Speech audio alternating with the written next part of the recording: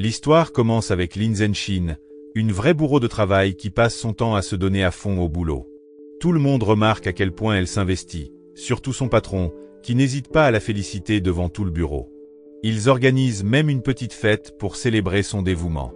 Zenshin se sent au top, sa carrière d'école et sa vie amoureuse semblent sur la bonne voie. Mais juste au moment où elle pense que tout est parfait, les ennuis commencent.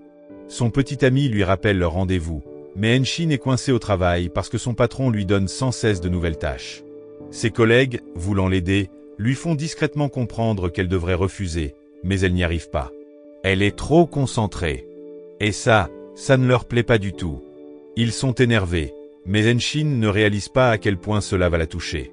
Se sentant coupable d'avoir laissé tomber ses amis, Zenshin décide d'acheter des snacks et des boissons pour remonter le moral de tout le monde. Mais en arrivant, elle tombe sur une scène inattendue. Ses collègues se plaignent d'elle ouvertement, devant elle.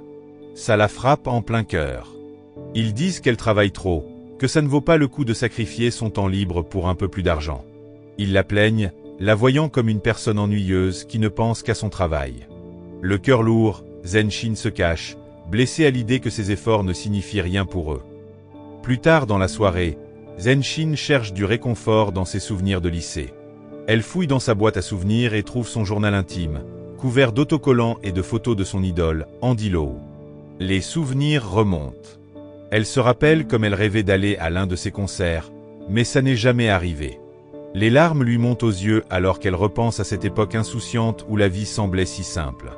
Retour en arrière, au lycée. Zenshin n'était ni la plus intelligente ni la plus jolie, mais elle était toujours celle qui illuminait la pièce. Ses meilleurs amis s'appelaient Chao Xiaoqi et Mei Mei, et quand elle ne rêvait pas d'Andy Lau, elle griffonnait des lettres d'amour pour lui en classe au lieu d'écouter. Il y avait un garçon qui attirait particulièrement son attention, Ouyang Feifan, la star du basket dont tout le monde était fou. Dès qu'il était près d'elle, Zenshin devenait toute timide, surtout quand il la remerciait d'avoir ouvert le frigo de la cantine. Elle ne manquait aucun de ses matchs, criant plus fort que les autres. Depuis les gradins, elle admirait autant son talent que son beau visage. Ses amis étaient au courant de son crush, et Zenshin chérissait ses moments légers. Mais une chose l'énervait toujours, Tao Minmin, sa camarade de classe et voisine. Minmin était tout ce que Zenshin n'était pas, jolie, populaire et intelligente. Zenshin ne pouvait s'empêcher de ressentir une pointe de jalousie en voyant Minmin recevoir des piles de lettres d'amour. Chaque jour, il y en avait une nouvelle, ce qui rendait Zenshin encore plus envieuse.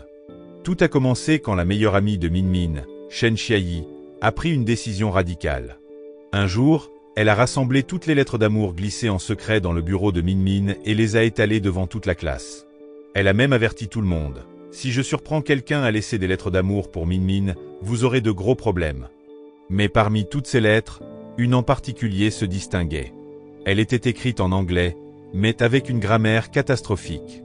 Zenshin avait toujours été jalouse de Minmin, mais elle ne s'était jamais plainte des lettres.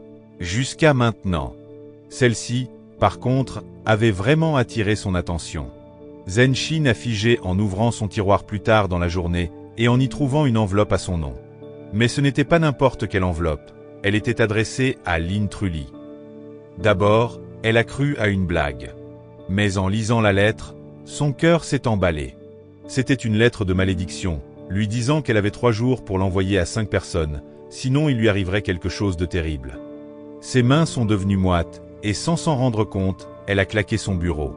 Toute la classe s'est retournée vers elle, et pendant un instant, elle a eu l'impression que tout le monde entendait son cœur battre à tout rompre. À la maison, ce n'était pas mieux. Les parents de Zenshin ne cessaient de vanter son grand frère, qui, malgré son look de rebelle, cartonnait à tous les examens. Ils lui donnaient les meilleurs plats, tandis que Zenshin devait se contenter de riz nature et des restes. Zenshin était furieuse. Tellement furieuse qu'elle a failli envoyer la lettre de malédiction à son frère, espérant lui donner une leçon. Mais elle s'est rendue compte que s'il avait des ennuis, elle en subirait aussi les conséquences. Après une longue réflexion, elle a décidé d'envoyer la première lettre à quelqu'un d'autre, le professeur Wang, son strict prof de maths et professeur principal. Le professeur Wang était connu pour ses punitions sévères.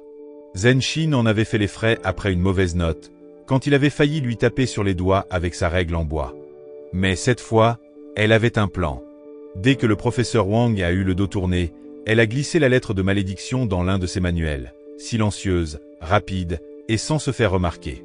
À la récré, Henshin n'a pas pu résister. Elle a aperçu son crush, Fei-fan, assis près d'un arbre en train de gratter sa guitare.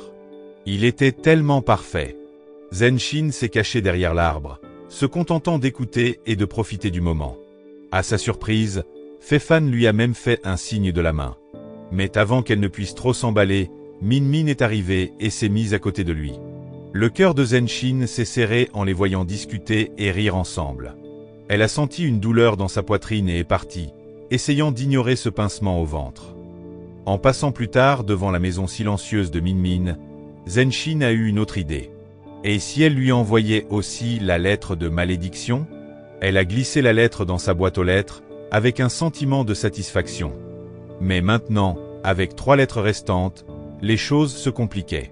Elle ne savait pas à qui les envoyer. Jusqu'à ce qu'elle voie Fei-fan en difficulté. Su Taiyu, le plus grand fauteur de troubles de l'école, était en train d'embêter Fei-fan, le bousculant sans raison. Henshin a regardé, choqué, alors que Taiyu, qui, bizarrement, était devenu surveillant, maltraitait son crush. C'était l'occasion.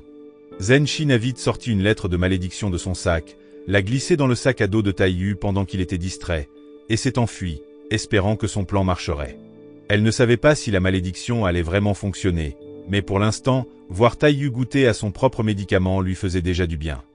Plus tard dans la journée, Taiyu et ses potes traînaient ensemble quand il sortit une lettre rose et parfumée de son sac. Son cœur s'emballa, il pensait que c'était une lettre d'amour. Il mourait d'impatience de découvrir qui l'avait envoyée, alors il demanda à ses amis de partir.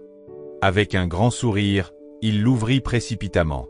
Mais pendant qu'il la lisait, il ne remarqua pas la voiture qui fonçait vers lui.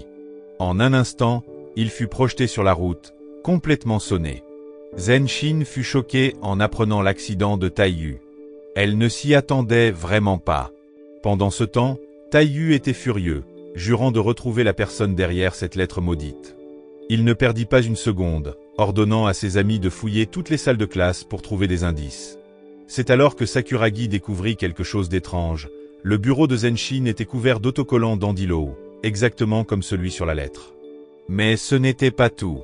Dans son tiroir, il y avait 2 autres lettres identiques à celles de la malédiction. Quand Henshin rentra de l'école, elle fut prise au dépourvu. Sakuragi et Dai étaient là, l'affrontant et la traînant devant Taiyu. Henshin fut terrifié en le voyant. Il avait l'air si intimidant, avec sa coupe de cheveux bizarre, ses grands yeux et son sourire sournois. Taiyu fit semblant de vouloir être amie avec elle, mais elle comprit vite que c'était une comédie.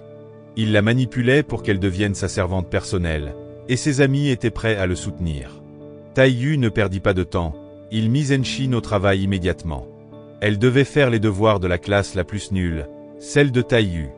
Et en plus, elle devait lui acheter à manger, à lui et à ses amis. Pourquoi? Parce que Taiyu l'avait menacé de s'en prendre à Fei-fan, le garçon qu'elle aimait. Il était au courant pour son crush, grâce à son pote qui avait trouvé une photo de Fei-fan dans son tiroir. Henshin n'eut donc pas le choix. Elle dut faire les devoirs de Taiyu et lui apporter à manger tous les jours. Un jour, Henshin se précipita dans la classe de Taiyu pour lui donner ses devoirs.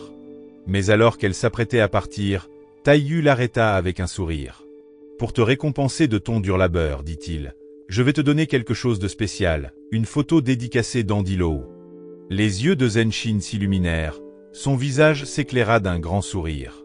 Mais au moment où elle tendit la main pour prendre la photo, Taiyu et ses amis éclatèrent de rire. C'était une blague. Elle se sentit humiliée, son sourire s'effaça, et elle s'enfuit en essayant de cacher ses larmes. Un autre jour, Taiyu essaya de convaincre Henshin de sécher les cours pour aller au centre commercial avec lui. Henshin était paniqué à l'idée de devoir escalader le mur de l'école, mais Taiyu n'acceptait pas un refus. Il insista encore et encore, la poussant à surmonter sa peur. Finalement, avec son aide, Henshin réussit à grimper. Une fois au centre commercial, Taiyu et ses amis se mirent immédiatement à faire du roller, laissant Henshin à l'écart, complètement dépassée. Elle avait du mal à garder l'équilibre, faillit tomber plusieurs fois.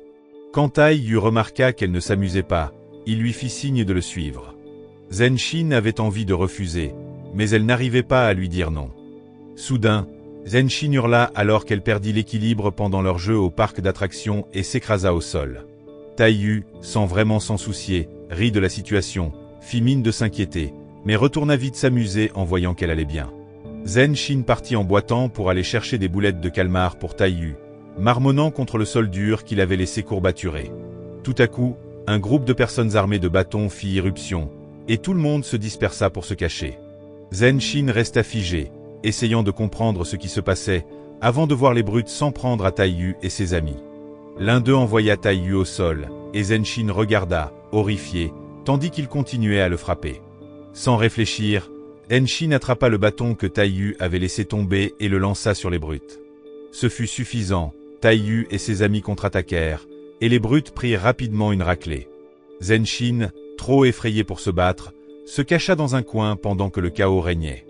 Quand les brutes finirent par partir, ils aperçurent le visage terrifié de Zenshin et son uniforme, et elle ne put plus se contenir. Elle hurla et essaya de se protéger. L'école fut rapidement informée de ce qui s'était passé, et Zenshin se retrouva bientôt dans le bureau du directeur, tremblante de peur.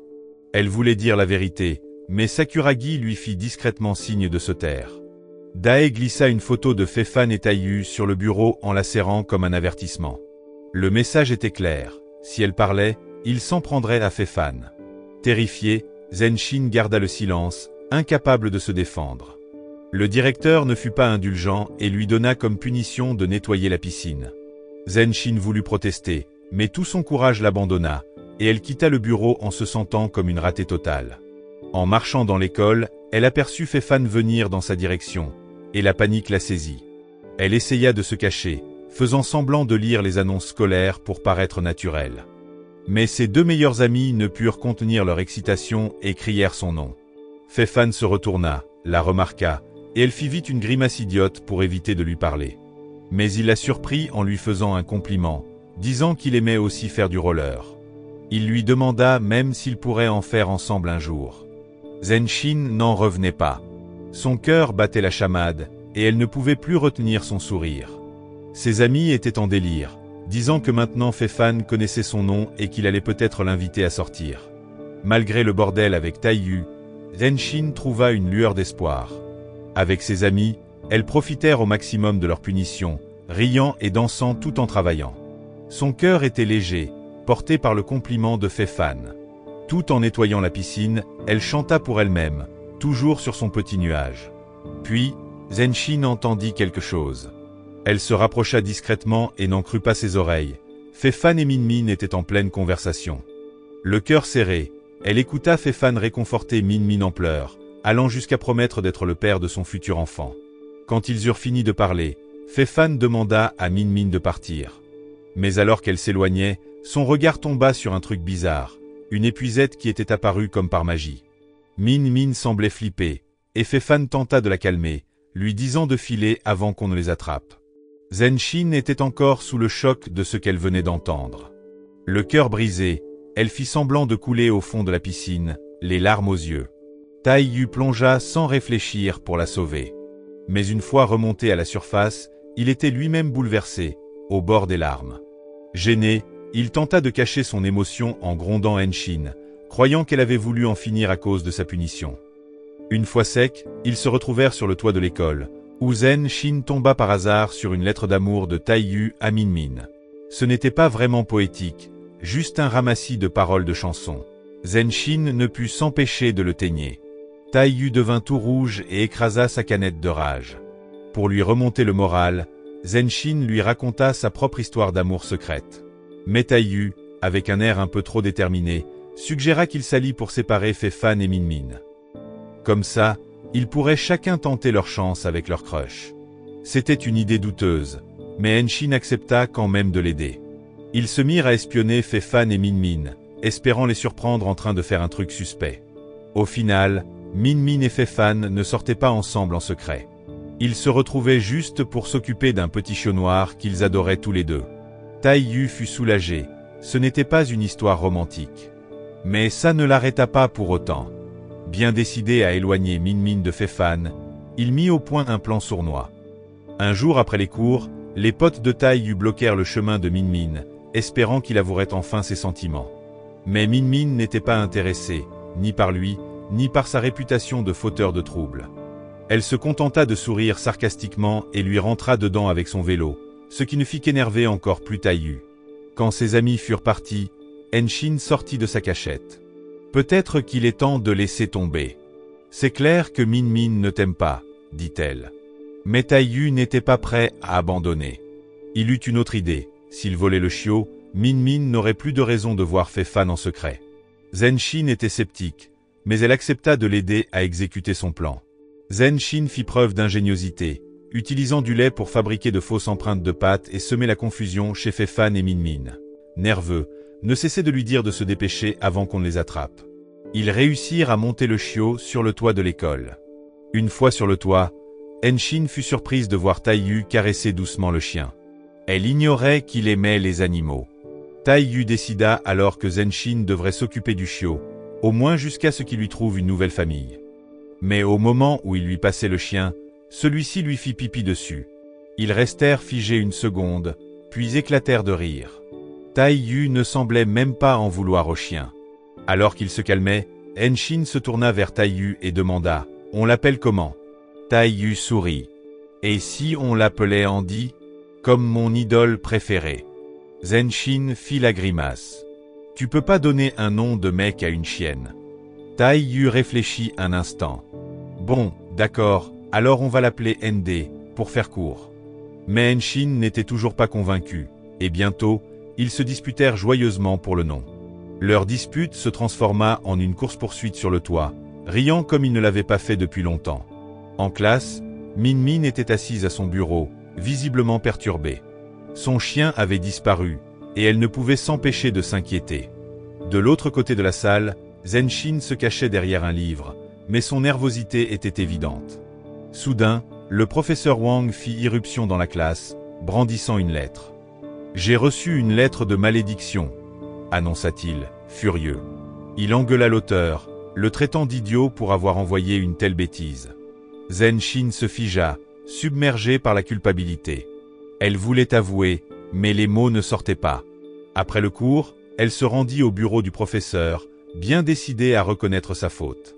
Mais en entrant, elle fut surprise. Taiyu et Min Min étaient déjà là. Le prof était en plein sermon, mais Taiyu n'en avait rien à faire. Au lieu de ça, il dragua Henshin, ignorant complètement sa propre punition. Avant qu'elle ne puisse parler, Taiyu intervint, endossant la responsabilité de la lettre de malédiction. Le prof soupira de soulagement et laissa Henshin s'en tirer, la laissant elle et Min Min stupéfaites et silencieuses. Plus tard, dans une autre salle, Taiyu se faisait sermonner par son prof principal et un autre enseignant, qui lui criaient dessus en même temps. Agacé, Taiyu rétorqua, un après l'autre, s'il vous plaît. Zenshin, qui faisait mine de partir, l'observa avec curiosité. Les profs parlèrent du passé de Taiyu, comment il avait été un perturbateur, mais avait tout de même accompli des choses impressionnantes. Après les cours, Henshin rattrapa Taiyu pour le remercier de l'avoir couverte. Elle avoua aussi que c'était elle qui avait envoyé la 3e lettre de malédiction à Min Min. Taiyu fut d'abord en colère, mais quand elle s'excusa, il laissa tomber. Puis Henshin sortit un livre de poèmes. « Tu devrais essayer d'en écrire », suggéra-t-elle. « Ça pourrait t'aider à éviter les ennuis, surtout avec les rumeurs de triche. » Elle ajouta que Min Min avait peut-être un faible pour lui, vu que les filles étaient toujours compliquées. Taiyu rit de son idée, même si aucun des deux ne savait si ça marcherait vraiment. Le lendemain, Zenshin se retrouva au match de basket de Fei Fan, en train de feuilleter son vieux livre de fin d'année du collège.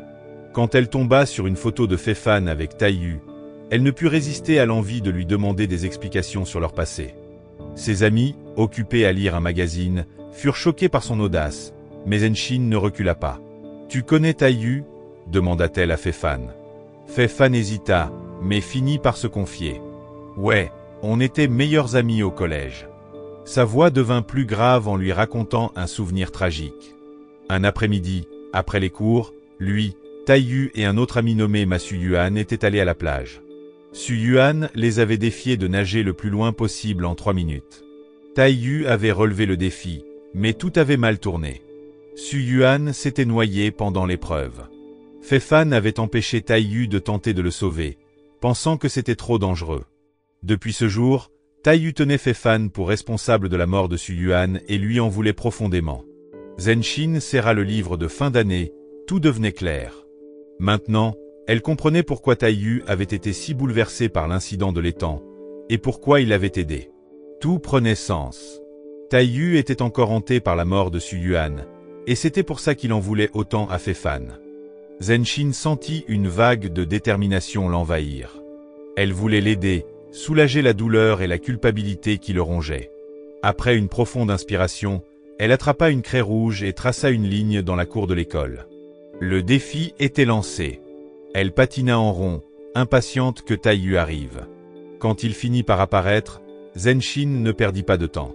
Elle le surprit en glissant vers lui sur ses rollers, et avec un sourire, le défia à une course. Le gagnant a le droit de faire un vœu, dit-elle, les yeux pétillants de malice. Mais les choses ne se passèrent pas comme prévu. Zenshin tomba presque immédiatement, le visage contre le sol, et Taiyu ne put s'empêcher de rire. Ses moqueries furent incessantes, mais Henshin se contenta de sourire, secouant ses bleus. Malgré les insultes, elle n'abandonna pas. Avec une dernière bouffée d'énergie, elle franchit la ligne rouge, elle avait gagné. Taiyu était perplexe, ne comprenant toujours pas l'intérêt de cette course. Zenshin prit une grande inspiration et finit par parler. Fei Fan m'a parlé de Xu Yuan. De tout ce qui s'est passé, expliqua-t-elle. Tu m'as aidé à l'étang parce que tu es encore rongé par la mort de Xu Yuan. Tu n'as pas besoin d'être ennemi avec Fei Fan. Elle marqua une pause, l'observant attentivement. Tu devrais arranger les choses. Le visage de Taiyu s'assombrit, et avant que Zenshin ne puisse réagir, il lui attrapa les poignets, sa colère explosant. Ne me dis pas ce que je dois faire, cracha-t-il. Un instant, sa prise se resserra, puis il partit en trombe, la laissant seule. Mais elle ne céda pas. Elle courut après lui, trébuchant encore, mais déterminée. Taiyu s'arrêta et se retourna, son expression s'adoucissant en la voyant. Zenshin se releva, se dustant, et sourit. On refait la course, dit-elle, le défi toujours dans sa voix. Taiyu hésita, puis hocha la tête, sa colère s'estompant. En l'aidant à se relever, il réalisa silencieusement que l'accident avait toujours été de sa faute. Zenshin lui rappela, le gagnant fait un vœu, tu te souviens? Taiyu, d'une voix douce, demanda, qu'est-ce que tu souhaites? Zenshin sourit, son regard s'adoucissant. Je veux juste revoir l'ancien Taiyu. Ces mots firent remonter quelque chose en Taiyu. Il se souvint d'une époque où il n'était qu'un garçon qui pleurait Xu Yuan, regardant son ami jeter la moitié de sa boisson, mais souriant malgré tout. Il se rappela ce sentiment de calme, comme si tout allait bien se passer. Le lendemain, la classe était en chaos. Les bavardages, les rires et le bruit des bureaux remplissaient l'air, mais pas pour Taiyu. Il était calme, bien habillé, et attendait que le professeur entre.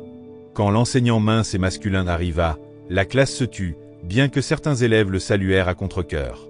Taiyu se leva pour l'accueillir, tandis que le reste de la classe reprenait rapidement ses chahuts bruyants. Frustré, Taiyu frappa violemment son bureau, faisant sursauter tout le monde. Le professeur, nerveux, demanda « Vous avez une question ?» d'une voix tremblante. La classe se figea quand Taiyu demanda froidement des précisions sur le dernier cours. Le professeur, un peu déstabilisé, essaya d'expliquer qu'il passait au chapitre 7, page 125, la Seconde Guerre mondiale. Mais quand Taiyu feuilleta son livre, le professeur le corrigea rapidement. « Ce n'est pas le bon livre, dit-il. » La situation devint encore plus gênante quand Taiyu insista pour que ses amis ouvrent un livre qu'ils n'avaient pas. Le seul à avoir le bon manuel était un élève assis devant, portant des lunettes. À contre-cœur, Taiyu et ses amis le rejoignirent, la tension montant au fur et à mesure que la situation devenait inconfortable. Dimanche arriva, et Zenshin était prête à retrouver Taiyu pour leur session de révision. Elle vérifia son maquillage, se sentant confiante. Mais quand elle vit Taiyu, il la taquina sans relâche, trouvant son look trop sophistiqué pour une fête au temple. Agacée, elle s'éloigna, mais Taiyu courut après elle, lui attrapant son sac et le portant exactement comme Zenshin le faisait pour lui autrefois. Zenshin, bien qu'énervé, ne put s'empêcher de ressentir une vague de bonheur en marchant à ses côtés. Le meilleur? Entendre un groupe de filles chuchoter sur le charme de Taiyu. Mais dans son excitation, elle ne vit pas la voiture qui arrivait à toute vitesse au coin de la rue, son klaxon retentissant à l'approche. Taiyu réagit vite, attirant Henshin dans ses bras pour la protéger du véhicule. L'atmosphère devint tendue quand Taiyu s'écarta à contre-cœur de Zenshin, l'incitant doucement à se ranger tandis qu'il marchait le long de la route. À la grande surprise de Zenshin, le Taiyu autrefois grognon et distant s'était transformé en quelqu'un de doux et étrangement romantique. Quand ils arrivèrent au restaurant, Taiyu trouva rapidement une table pendant que Zenshin allait commander. Alors qu'elle faisait la queue, Henshin fut surprise quand Minmin et Xia y apparurent soudainement et remarquèrent Taiyu assis seul, plongé dans ses études. Après une courte hésitation, Minmin s'approcha de lui, l'encourageant à travailler dur et lui proposant son aide. Zenshin revint avec la nourriture juste à temps pour entendre Minmin offrir ses coordonnées à Taiyu, ce qui le fit rougir instantanément. Alors que Minmin partait, Taiyu sembla troublé par sa remarque sur le fait qu'il avait mal orthographié Destin en Disney dans sa dernière lettre, alors que Disney était justement son pseudonyme. Quand Zenshin lui demanda des explications, Taiyu haussa simplement les épaules et dit qu'ils avaient discuté. Après cette rencontre avec Minmin, Taiyu devint un élève sérieux, motivant même ses camarades à nettoyer la salle de classe et à changer leur comportement. Mais Henshin se demandait si cette transformation était pour elle, ou simplement grâce à l'encouragement de Minmin. Chaque fois que Taiyu souriait à Minmin, Henshin ressentait une petite pointe de tristesse, sachant qu'il avait des sentiments pour elle. Un jour, alors que Zenshin achetait le dernier manuel scolaire à la librairie, elle repéra une affiche d'Andy Lau et n'arriva pas à contenir son excitation. Elle la serra contre elle en poussant un cri de joie, partageant son rêve de le voir en concert à Taipei. Taiyu sourit et lui promit qu'un jour, il ferait en sorte qu'Andy Lau chante juste pour elle. Mais leur moment de bonheur fut interrompu par le propriétaire du magasin, qui cria après Henshin pour avoir touché l'affiche. En un éclair, Taiyu attrapa sa main et l'entraîna dehors. Plus tard, pendant qu'ils étudiaient ensemble, Taiyu impressionna Henshin avec ses compétences en maths, des compétences qu'il avait développées grâce aux olympiades scientifiques. Il était impatient de l'aider dans cette matière, qu'elle avait toujours trouvée difficile. Leur enthousiasme attira l'attention de leur ami, qui les observait avec admiration. En raccompagnant Henshin chez elle, Taiyu refusa d'aller jusqu'à sa porte, expliquant qu'il devait voir Minmin. Cela donna lieu à des taquineries entre eux, et Taiyu montra à Zenshin un porte-clés avec une poupée à l'effigie d'Andy Lau qu'il comptait offrir à Minmin. Zenshin, espiègle, lui arracha le porte-clés des mains, ravi de la surprise. En marchant, Henshin demanda à Taiyu « Qu'est-ce que les garçons trouvent attirant chez une fille ?» Taiyu eut un petit sourire en mentionnant que Fei Fan aimait bien Vivian Shou, mais que lui préférait les filles mignonnes comme Yuki Ushida et Noriko Sakai. Zenshin rétorqua que Taiyu ne semblait aimer que les actrices japonaises, mais il se contenta de sourire sans répondre. Puis, sortant de nulle part, Zenshin lui demanda de lui apprendre à faire du roller, puisque Fei Fan était si doué. Taiyu accepta, prêt à devenir son professeur. Le lendemain, après les cours, Henshin attrapa un magazine avec une artiste japonaise en couverture. Elle voulait absolument imiter le style de l'idole de Taiyu. En approchant de chez elle, elle remarqua une fille branchée devant chez elle, avec une coiffure et un maquillage audacieux. En fait, elle attendait le grand frère de Zenshin, San-san. Zenshin ne pouvait s'empêcher d'admirer son look, exactement comme dans son magazine. Timide, elle demanda « Comment tu fais pour avoir tes cheveux comme ça ?» À ce moment-là, San-san arriva, prêt à la gronder, mais à la surprise de Zenshin, la fille prit sa défense. « Ne le laisse pas te parler comme ça. Je vais t'apprendre à te coiffer, dit-elle. » Zenshin sourit, ignorant le regard agacé de San-san. Le jour suivant, Minmin paniqua en apprenant que Fei Fan s'était foulé la cheville. L'ambiance devint vite tendue quand Xia y arriva, laissant entendre que les amis de Zenshin n'étaient pas vraiment ceux de Fei Fan. Xia y salua Fei Fan avec un grand sourire, ce qui agaça Mei Mei, mais Xiaoqi la calma. Ils remarquèrent que Zenshin n'était pas là et pensèrent que c'était le moment idéal pour attirer l'attention de Fei Fan. Les yeux de Fei Fan parcoururent la salle et s'arrêtèrent sur Zenshin. Elle avait l'air différente. D'habitude, ses cheveux étaient en bataille, sa frange épinglée, et elle portait des lunettes. Mais aujourd'hui, ses cheveux étaient parfaitement coiffés, et elle n'avait pas de lunettes. Quand Zenshin entra dans la cafétéria, un sourire se dessina sur ses lèvres en voyant Fei Fan. Taiyu, assis non loin en train de manger des nouilles, remarqua aussi son changement. Pleine d'une nouvelle assurance, elle s'approcha du comptoir à glace. Mais quand elle prit un cornet, elle hésita. Devait-elle l'offrir à Fei Fan ? Avant qu'elle ne se décide, Taiyu lui donna un petit coup de coude pour l'encourager. Pendant ce temps, Min, se sentant un peu ignorée par Fei-fan, décida d'aller directement en cours. Fei-fan, cependant, capta le regard de Zenshin et la complimenta sur sa nouvelle confiance. « Bonne chance pour tes examens », ajouta-t-il en souriant. Ses amis l'acclamèrent, félicitant sa métamorphose. Mais Henshin ne semblait pas aussi excité qu'eux. Ses yeux se tournèrent plutôt vers Taiyu, qui faisait semblant d'être absorbé par ses nouilles. Quelques jours après la publication des résultats d'examen, tout le monde fut choqué de voir Taiyu classé 10e. L'excitation ne dura pas longtemps, le nouveau directeur, le principal Chuan, prit ses fonctions. Et il n'était pas là pour se faire des amis. Pas de pitié, pas de compromis. Il sévit contre les élèves, surtout ceux de la classe 317, y compris les amis de Taiyu. Même l'agent de surveillance fut remplacé. La classe autrefois animée devint rapidement la plus mal vue, obligée de suivre ces nouvelles règles strictes. Malgré la sévérité du directeur, Taiyu ne comptait pas se soumettre. Il resta droit, sans peur. En sortant du bureau du directeur, il lança même un geste rebelle, comme pour dire « Je n'ai pas peur de toi ». Mais les choses empirèrent quand le principal Chuan accusa Taiyu d'avoir triché à son examen. Il affirma qu'il ne méritait pas sa 10e place. Le directeur exigea de savoir si quelqu'un l'avait aidé à tricher, mais aucun élève ne parla.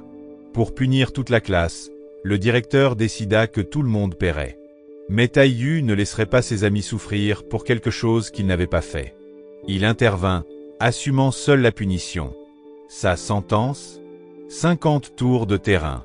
Alors que Taiyu luttait pour terminer sa course épuisante, les autres élèves regardaient en silence, le cœur serré d'inquiétude, mais trop effrayés pour agir. Pendant ce temps, Xiaoyi répandit une rumeur comme quoi Taiyu avait triché, envenimant encore la situation. Mais Henshin n'était pas dupe. Elle savait que Taiyu avait mérité sa place à la force de son travail, et elle ne laisserait personne salir ses efforts. Elle essaya de raisonner le principal Chuan, mais il refusa catégoriquement de l'écouter. Il la rabroua immédiatement, allant jusqu'à menacer d'aggraver la punition de Taiyu si elle persistait. Après ce qui sembla une éternité, Taiyu s'effondra finalement d'épuisement, et ce fut le moment où tout bascula. Zenshin ne pouvait chasser cette impression que Taiyu avait disparu, comme s'il n'était plus la même personne. Le lendemain, assise à son bureau, Henshin fixait les dessins griffonnés par Taiyu, perdu dans ses pensées. Ses amis se plaignaient des règles oppressives du directeur, mais Henshin restait silencieuse. Son esprit était ailleurs. Puis une idée soudaine la frappa, et s'il boycottait ces règles? Avec l'aide de ses 4 amis, Henshin créa des tracts pour inciter les élèves à se rebeller. Mais personne n'eut le courage, ne serait-ce que de les regarder. La peur du directeur était trop forte. Zenshin n'était pas du genre à abandonner, pourtant. Elle savait qu'elle devait faire passer le message. Mais Xiaoyi intervint, l'empêchant de donner un tract à Min. Zenshin commençait à perdre espoir, quand, au moment où tout semblait perdu, Fei-fan vint à la rescousse. Il proposa de distribuer les tracts, entraînant ses amis dans la cause. Malheureusement, leur secret ne resta pas secret longtemps. Le professeur Wang les découvrit et colla à Henshin 2 jours de retenue. À la maison, ses parents étaient furieux. Ils la grondèrent pour ses actes de rébellion et la privèrent de sortie. Mais ce ne fut pas tout. Après un appel du professeur Wang, leur colère se tourna l'un contre l'autre, et Zenshin comprit que son combat était loin d'être terminé. Zenshin était assise dans sa chambre, essayant de se concentrer sur son écriture, quand les disputes de ses parents résonnèrent dans la maison. Soudain, le téléphone sonna, et sa mère décrocha, avant de raccrocher aussitôt. C'était un canular. Pensant que c'était Taiyu, Henshin se précipita vers le téléphone, espérant qu'il appelait. Quand il sonna à nouveau, c'était bien lui, Taiyu, qui appelait après son hospitalisation, l'air inquiet. Elle avait envie de parler, vraiment, mais quelque chose la fit craquer, et elle lui dit de ne pas rappeler avant 2 jours. Taiyu était déconcerté, d'autant plus que la tension était palpable après la crise de colère de sa mère. Zenshin restait là, 1000 pensées lui traversant l'esprit, quand elle l'entendit, des cailloux qui frappaient sa fenêtre. Elle sortit sur le balcon et regarda en bas. Il était là. Taiyu, debout devant chez elle, faisant comme si tout allait bien. Mais aucun des deux ne pouvait le cacher, le cœur de Zenshin qui s'emballait en le voyant, ou le malaise évident de Taiyu, malgré ses airs détendus. Il prétendit passer par hasard, mais Henshin ne put ignorer son regard. Elle voulait qu'il se confie, qu'il lui parle de ce qui le tracassait. Alors qu'il s'apprêtait à partir, Henshin l'appela, lui demandant d'attendre. Taiyu s'arrêta, nerveux, ne sachant pas ce qu'elle voulait. Quand elle revint, elle tenait dans ses bras leur chien adoré, et ce simple geste fit sourire Taiyu, son cœur un peu moins lourd. Le lendemain, pendant la course-punition de Taiyu, il trébucha, et Henshin se précipita vers lui. Elle vérifia qu'il allait bien, soulagée de voir qu'il était juste épuisé et déshydraté. Mais Taiyu la surprit en disant qu'il était content d'être suspendu. Henshin fut stupéfaite. Pourquoi serait-il heureux d'une telle chose? Alors qu'il parlait, Taiyu remarqua son regard attiré par le pansement sur son bras, et avec un sourire, l'enleva pour la rassurer. Henshin rit, à moitié sérieuse. On dirait que tous ceux qui te fréquentent ont des ennuis. Taiyu rit à son tour et avoua qu'il était venu la voir parce qu'il se souvenait de ses conseils sur le fait que les filles étaient indirectes. Ces mots restèrent suspendus dans l'air un instant, alors qu'ils tentaient tous deux de comprendre le chaos entre eux. Plus tard, Taiyu emmena Henshin dans un parc illuminé de lumières colorées. Leur chien, Ende, trottinait joyeusement à leur côté tandis que Taiyu tendait à Henshin une paire de rollers. « Je vais t'apprendre », dit-il en souriant, et ils passèrent la soirée à s'entraîner ensemble. Chaque fois que Henshin perdait l'équilibre, Taiyu était là pour la stabiliser, lui tenir la main, la faire rire. C'était le genre de moment simple et insouciant dont elle avait tant besoin. La fête de l'école battait son plein, avec élèves et familles remplissant la salle. Le directeur monta sur scène pour annoncer le top 10 des élèves, et tout le monde applaudit quand Fei-Fan obtint la première place, tandis que Min-Min rayonnait de fierté à la 5e. Henshin jeta un regard à Taiyu, qui lui sourit avec cette assurance réconfortante. Son tour approchait, sûrement pour la 10e place.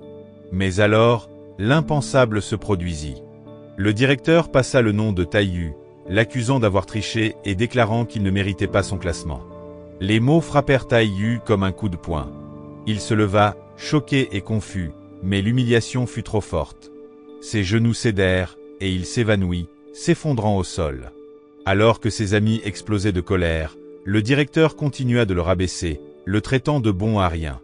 Le cœur brisé, Henshin essaya de réconforter Taiyu, mais il resta là, abattu, comme si sa dignité avait été piétinée devant tous.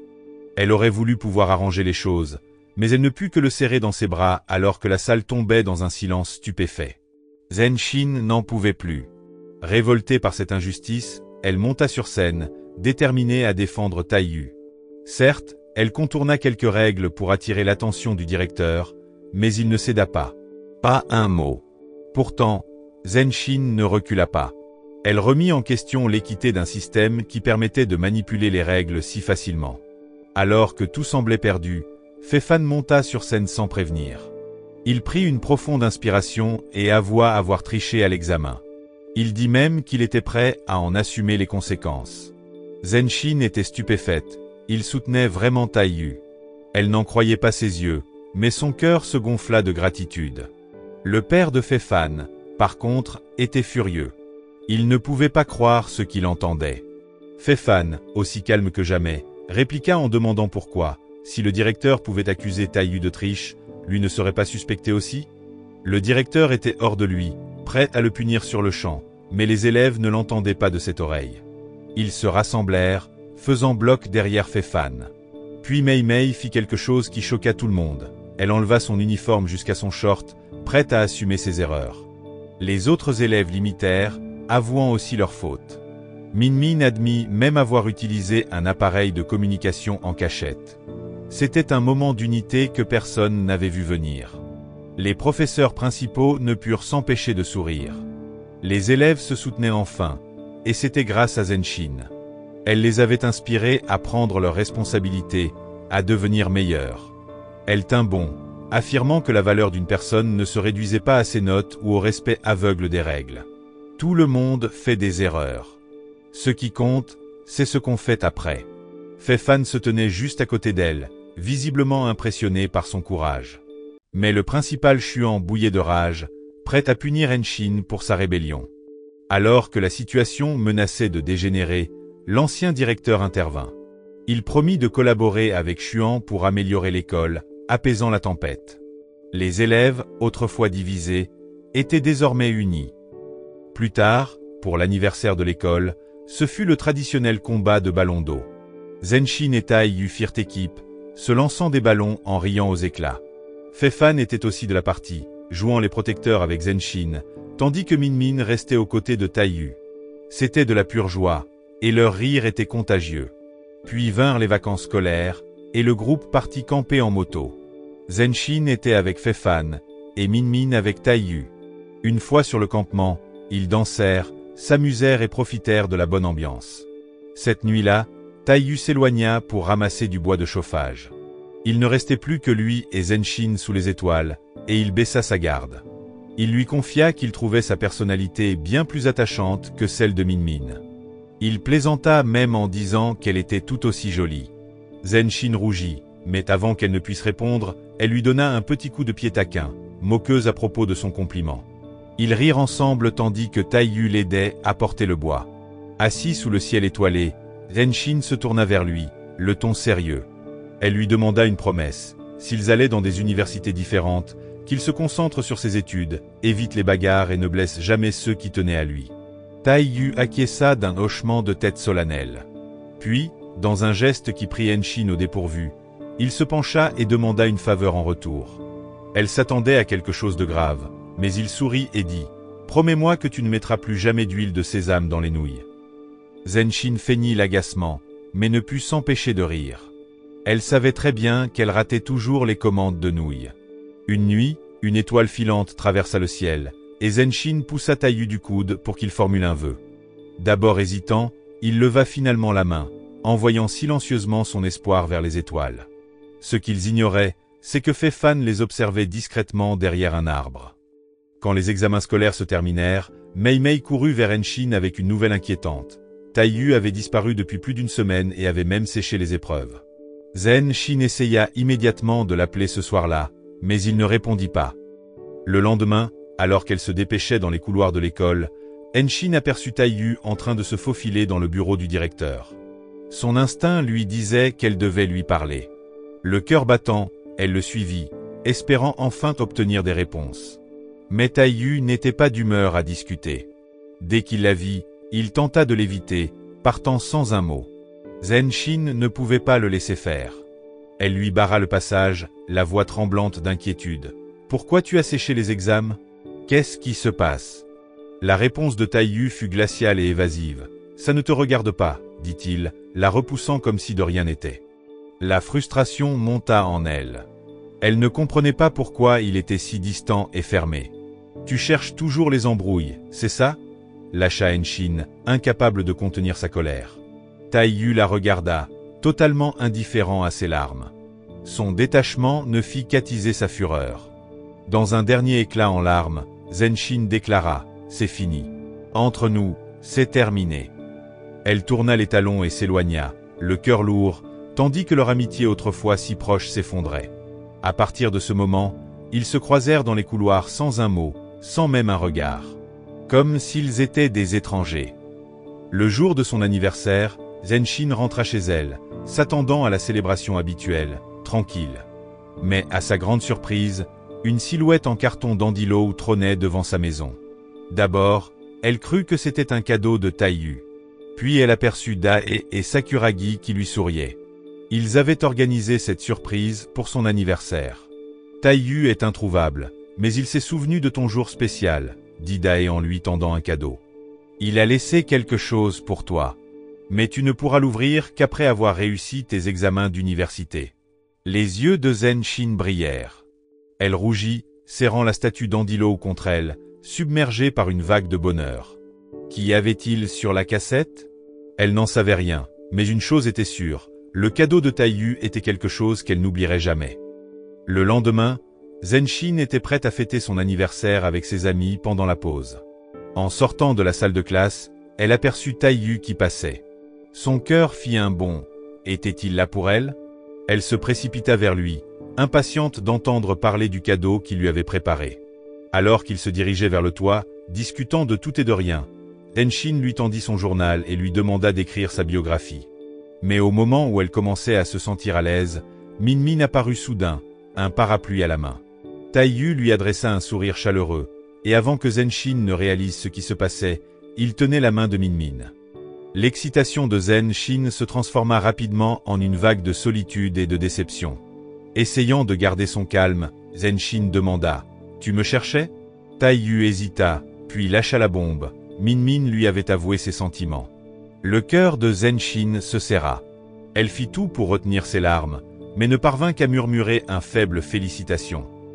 En réalité, Taiyu n'avait pas l'air ravi non plus, et l'instant était lourd de mots non dits. Taiyu, tentant de détendre l'atmosphère, lui suggéra de passer du temps avec Fei-Fan. Mais avant que Zenshin ne puisse réagir, le ciel s'ouvrit et la pluie se mit à tomber. Minmin ouvrit son parapluie et se rapprocha de Taiyu, laissant Zenshin planté là. Elle refusa rapidement leur compagnie, attrapa son livre et s'enfuit. Taiyu l'appela, mais Zenshin ne s'arrêta pas. Elle courut aussi vite qu'elle put, désespérée d'échapper à la douleur, mais dans sa précipitation, elle glissa. Taiyu se précipita pour l'aider, mais elle l'écarta, les larmes coulaient sur son visage. Elle ne voulait pas qu'il la voie dans cet état. Une fois seule, les larmes qu'elle retenait depuis longtemps finirent par couler. Le reste de la journée fut un flou pour Zenshin. Son esprit était rongé par la douleur, et elle se perdit dans le porte-clés que Taiyu lui avait offert. Mei Mei vint lui raconter des rumeurs sur Andilo qui aurait une petite amie, mais Zenshin n'écoutait pas. Elle se moquait bien des ragots. Son cœur était encore en 1000 morceaux. Quelques jours plus tard, Zenshin entra en classe et surprit Xia Yi en train de réconforter Minmin en larmes. Apparemment, Taiyu avait quitté le pays juste après que Minmin lui eut avoué ses sentiments. Xia Yi conseilla à Minmin de rester loin de lui, le qualifiant de bizarre. Zenshin fut glacée. Taiyu était partie. Elle ne le trouva nulle part. Mei Mei, bien sûr, avait d'autres rumeurs à partager, quelque chose comme Taiyu ayant été renvoyé de l'école avant de disparaître. Mais quand Zenshin entra dans la pièce, les commérages s'arrêtèrent net. Malgré ses efforts pour tenir bon, Zenshin ne parvint pas à chasser le vide laissé par Taiyu. Parfois, elle avait l'impression de sentir sa présence, comme cette fois où elle faillit se faire renverser par une voiture, sauf que c'était Fei-Fan qui l'avait sauvée. Il semblait vouloir passer du temps avec elle, mais Zenshin ne pensait qu'à Taiyu.